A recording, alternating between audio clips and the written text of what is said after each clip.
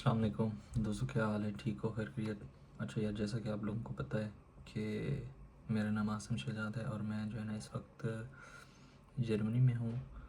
तो आज जो है ना आप लोगों से जो एक बात करनी थी, आप लोगों को जो एक इन्फॉर्मेशन देनी थी, वो इस अबाउट थी कि हमें जो है ना जर्मनी क्यों चूज़ करना चाहिए एज अ स्टूडेंट। तो मैंने काफ़ी सारी चीज़ें जो है इस पर रिसर्च की हैं और मैं यहाँ पे भी वैसे आया हूँ, तो डेफिनेटली मुझे पता है इस बारे में। तो मैंने कहा चलो जो मेरा एक्सपीरियंस है या जो चीज़ें मैं जानता हूँ वो जो है ना आप लोगों के साथ भी शेयर करूँ। तो पहले पहले तो बात ऐसे है कि एज अ स्टूडेंट जो है ना ये आपके लिए मतलब बहुत ही बेनिफिट रहता है। एक तो वीज़ा इशू को लेकर, क्योंकि हम पाकिस्तान से आ रहे होते हैं या इंडिया से या कहीं से भी, लाइक बांग्लादेश, मतलब जो एशियंस हमारे हैं ना कंट्रीज, तो हम कहीं से भी आ रहे होते हैं। तो एक तो ये चीज़ होती है। दूसरा ये है कि इनके जो वीज़ा प्रोसेस है ना, रेदर देन जो अदर यूरोपियन कंट्रीज़ हैं उनसे मेरे ख्याल में थोड़ा सा बेहतर है, क्योंकि मैंने इस चीज़ को ऑब्ज़र्व किया है, नोट किया है। तो एक तो ये भी इसका वो है, मीन्स पॉजिटिव पहलू भी है।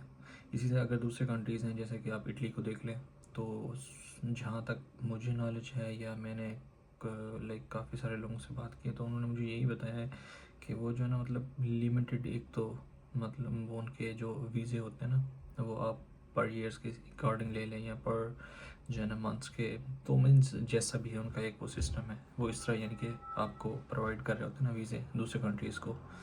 तो उनको जितने बंदे चाहिए होते तो वो उतना ही उन लोगों को यानी कि वो करते हैं कि भी हाँ ये हमारे पास है। लेकिन जर्मनी में ऐसा नहीं है, आप अप्लाई कर सकते हैं कितना भी हो, मीन्स आपका कभी ना कभी कहीं ना कहीं आपका टाइम आ ही जाता है। आपको 6 मंथ लग जाए, 1 ईयर लगे, या फिर जो है ना 8 मंथ्स लगे, जितना भी लगे। तो मतलब ये भी एक पॉजिटिव जो है ना वो है। दूसरा जो सबसे यहाँ पे बड़ा फ़ायदा है ना वो ये है कि यहाँ पे आप लोगों की ट्यूशन फ़ीस नहीं होती। लाइक जो यूनिवर्सिटी की फ़ीस होती है ना वो बिल्कुल नहीं होती यहाँ पे।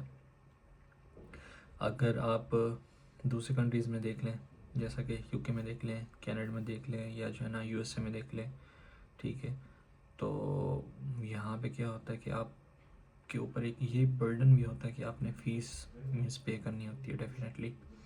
आप लिविंग कॉस्ट भी है आपका, उसके बाद जो है ना यूनिवर्सिटी की फ़ीस भी है, देन आपने साथ ज़ेरे थोड़ा बहुत घर वालों को भी देखना होता है। तो मतलब ये सारी चीज़ें जो है ना फिर आ जाती हैं, तो आप एक इस प्रेशर वाले माहौल में आ जाते हैं कि अब फ़ीस पे करनी है, अब ये करना है, वो करना है, लिविंग है, ये वो, मतलब ये टेंशन हो जाती है।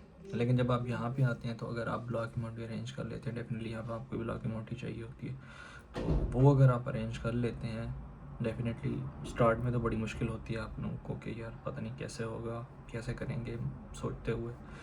अगर आप ये कदम उठा लेते हैं तो फिर उसमें क्या होता है कि आप यहाँ पे आके ना आपसे को कम से कम 6 मंथ तो नहीं कह सकते, 1 ईयर टेंशन नहीं होती इस बात की कि यार आपके पास पैसे होते हैं, बेशक आप उसको ना ही खर्च करें।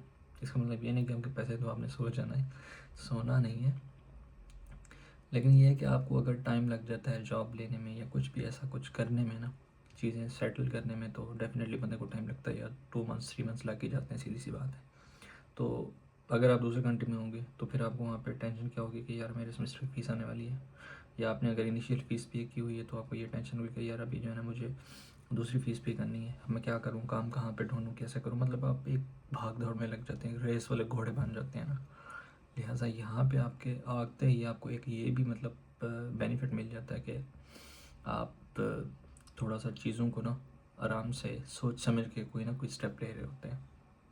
तो जब आप काम स्टार्ट करते हैं डेफिनेटली आप 6 महीने में, 4 महीने में, 8 महीने में, डिपेंड करते हैं कि आप कितना मतलब अच्छे से चीज़ों को देखते हैं। तो 1 ईयर में सारी चीज़ें आप कर रहे होते हैं, कर देते हैं।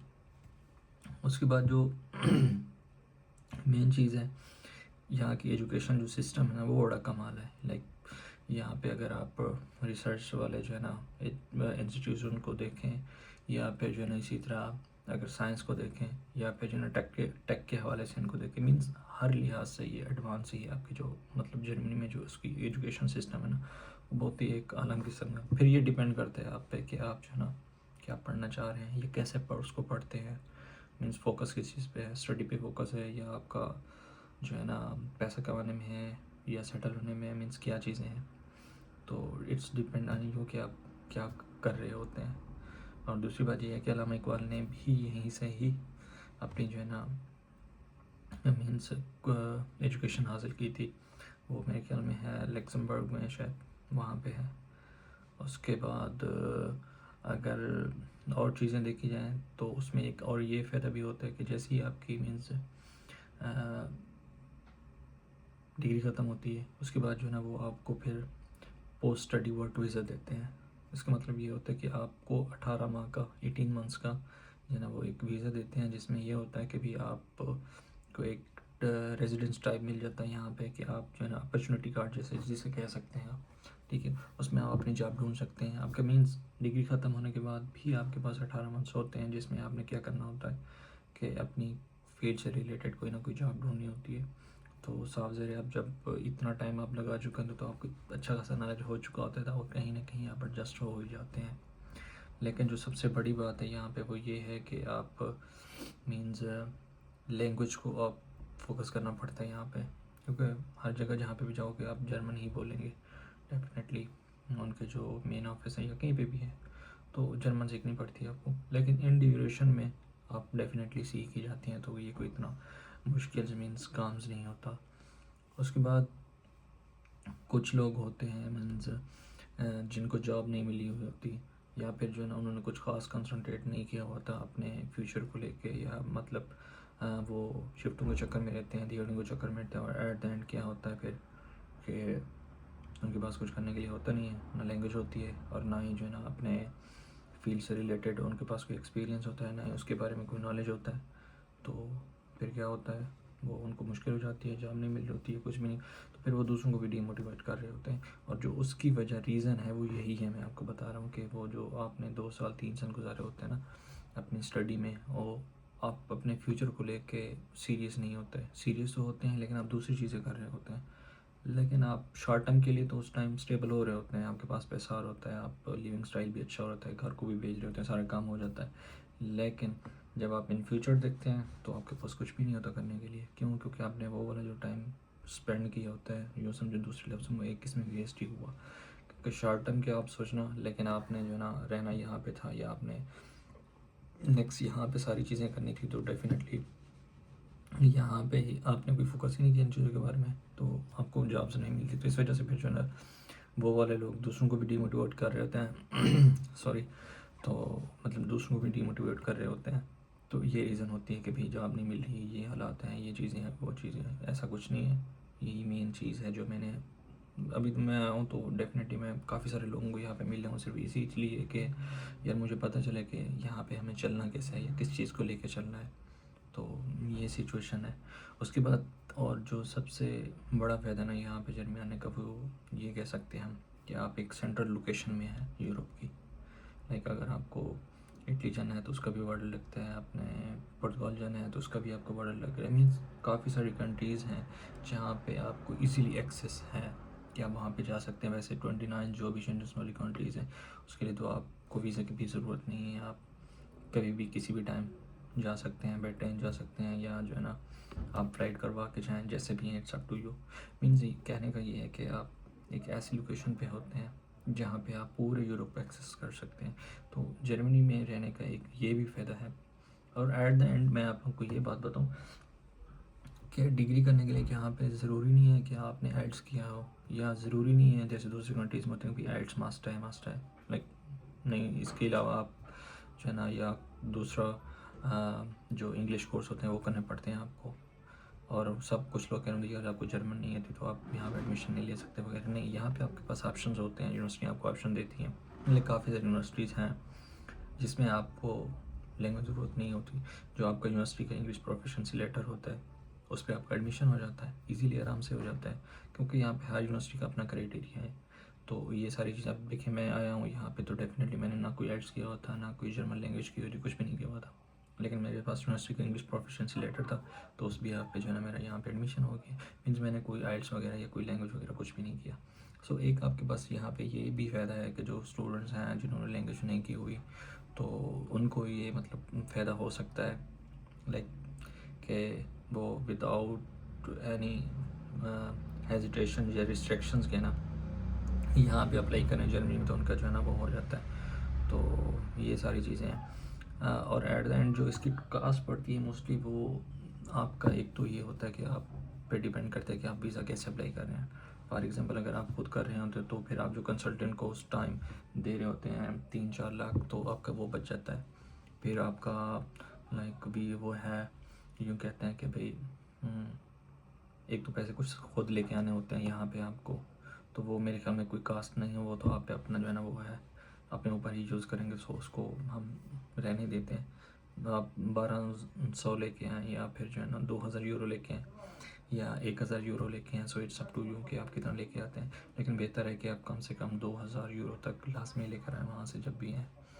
तो दूसरी बात यह है कि आपका वीज़ा का जो है वो तकरीबन 75 यूरोज़ लगते हैं उस पर। फिर जो आप यूनिवर्सिटी के लिए अप्लाईज कर रहे होते हैं तो उसका भी तकरीबन इतना 100 यूरोज़ तक है आपका जो है ना वो आ जाता है खर्चा टोटल। और जो आपकी टिकट्स वगैरह होती हैं 4-5 लाख में, 3 लाख में, डिपेंड करता है कि उस टाइम क्या यानी मीन्स रेट्स चल रहे होते हैं, तो ये खर्चा है। बाकी आपकी ब्लॉक अमाउंट होती है तकरीबन 12,000 के आसपास होती है यूरो, तो वो डेफिनेटली यहाँ पे आपको आते ही रिटर्न हो जाती है। ये नहीं कि सारी एक साथ मिल जाती है, वो ग्रेजुअली मिलती है आपको, लाइक हर माह 1000 यूरो मिलता रहता है, तो एक साल में जो है कि वो भी आपको रिटर्न हो जाती है। तो ये सारी चीज़ें हैं जो एक जर्मनी को सिलेक्ट करने का मीन्स फ़ायदे हैं, या अगर आपको इसमें कोई नुकसान लग रहा है तो वो फिर आपके सामने है, कुछ नहीं कह सकते। इसी तरह अगर लास्ट में आपके पास फील्ड से रिलेटेड जॉब हो जाती है तो फिर आप ब्लू कार्ड पे आ जाते हैं। ब्लू कार्ड का मतलब ये होता है कि आप यहाँ पे जो है ना एक यूँ समझो कि एक इसमें जो है ना वो हो जाता है कि आप सिक्योर हो जाते हैं। मीन पहले स्टडी वीज़ा होता है तो फिर ब्लू कार्ड होता है, यानी कि जॉब जो है ना वो वाला वीज़ा आपका बन जाता है। और उसमें फिर ये आता है कि आपको तकरीबन 21 मंथ होते हैं या 22 month, I am not sure about that, मैंने उस बारे में थोड़ा सा नहीं देखा, सीधी सी बात है। लेकिन होता इतना ही है कि कुछ मंथ्स होते हैं जिसमें यानी कि वो आपको पूरे करने होते हैं जॉब के दौरान, तो उसके बाद जो है ना आपकी यूँ समझो कि पीयरशिप आपको मिल जाती है, यहाँ पे आप अप्लाई कर सकते हैं। देन जब आपको 5 साल हो जाते हैं पूरे, वो कब से होंगे, जब आप लैंड किए होंगे जर्मनी में। पहले 3 साल वाला भी ऑप्शन था, लेकिन अभी उन्होंने पूरा का पूरा जो है ना वो 5 साल ही कर दिया है। सो तो जब आप लैंड कर चुका है, वो जो स्टडी कर रहे होते हैं आप एज अ स्टूडेंट रह रहे होते हैं, तो वो वाला आपका यानी कि ड्यूरेशन भी काउंट होता है, और जो आप जॉब कर रहे हैं तो वो वाला ड्यूरेशन भी काउंट होता है। तो फिर वो सारी चीज़ें लेके टोटल 5 साल, उसके बाद जो है ना आप पासपोर्ट के लिए अप्लाई कर सकते हैं। मीन्स आपके पास काफ़ी सारे यहाँ पे अच्छे ऑप्शंस हैं जो आप यहाँ पे आने के लिए, रहने के लिए या कुछ करने के लिए कर सकते हैं। So it's up to you कि आपने अब क्या करना है। हाँ, इसमें आप लोगों को थोड़ा सा रिसर्च डेफिनेटली थोड़ा क्या बहुत ज़्यादा करनी पड़ती है। एक तो आपको यूनिवर्सिटी के क्राइटेरिया देखने पड़ते हैं कि भाई कौन सी यूनिवर्सिटीज़ हैं जो ये आपके रिलेटेड जो प्रोग्राम्स हैं वो करवा रही हैं, कौन कौन सी सिटीज़ में हैं, उनके एडमिशन कब ओपन होते हैं। क्योंकि यहाँ पे साल में 2 बार एडमिशन होते हैं, एक तो समर वाले होते हैं, दूसरा यानी कि वो जो विंटर वाले होते हैं, जिनके दोनों सेमेस्टर में यहाँ पे एडमिशन हो रहे थे। एक भी ये नहीं है कि आप एक पे डिपेंड करता है आप पे, क्योंकि हर यूनिवर्सिटी का फिर अपना ही क्राइटेरिया होता है, तो उस लिहाज से वो जो उनके एडमिशन ओपन होते हैं। तो ये सारी चीज़ें आपको देखनी पड़ती हैं, उसके बाद आप अप्लाई करें, आराम से आ जाएंगे। अगर आपको कोई सर्विसेज चाहिए होती हैं या कुछ भी होती हैं तो आप मुझसे बेशक कांटेक्ट कर सकते हैं, मुझे मैसेज करें, मैं जो है ना आपको उस बारे में गाइड करूँगा, क्योंकि मैं ख़ुद भी जो है ना एक यूँ समझो कि कंसल्टेंट के थ्रू ही आया हूँ, तो मुझे आइडिया है कि वो क्या मतलब आपको चार्ज कर रहे होते हैं या क्या उनका प्रोसेस है। तो ये सारी चीज़ें मैं आपको बता दूँ, फिर आप पे डिपेंड करता है कि आपने किस तरीके से चलना है, खुद से अप्लाई करना है या किसी कंसल्टेंट के थ्रू करवाना है, ताकि आपको नॉलेज हो पड़ा अगर किसी भी कंसल्टेंट के पास जाते हैं, ताकि वो कितना ले रहे होते हैं या उनका क्या सीन होता है, क्या प्रोसेस होता है। तो ये सारी चीज़ें हैं। इंशाल्लाह नेक्स्ट वीडियो में मिलते हैं, फिर मैं कुछ चीज़ें देखूंगा, वो फिर मैं आपको मज़ीद बताऊंगा कि और कौन कौन से ऑप्शन हैं। स्टडी के अलावा भी काफ़ी सारे ऑप्शन हैं जो कि इंशाल्लाह मैं आप लोगों को नेक्स्ट वीडियो में बताऊंगा। सो अगर वीडियो अच्छी लगी हो या कुछ समझ में आ रहा हो तो लाजमी चैनल को फॉलो कीजिएगा और बेल आइकन दबाना मत भूलिएगा, क्योंकि मैं कोई भी वीडियो अपलोड करूँगा तो नोटिफिकेशन आपके पास आएगा। सो इंशाल्लाह मिलते हैं नेक्स्ट वीडियो में। Thank you so much for watching the video. अल्लाह हाफिज़।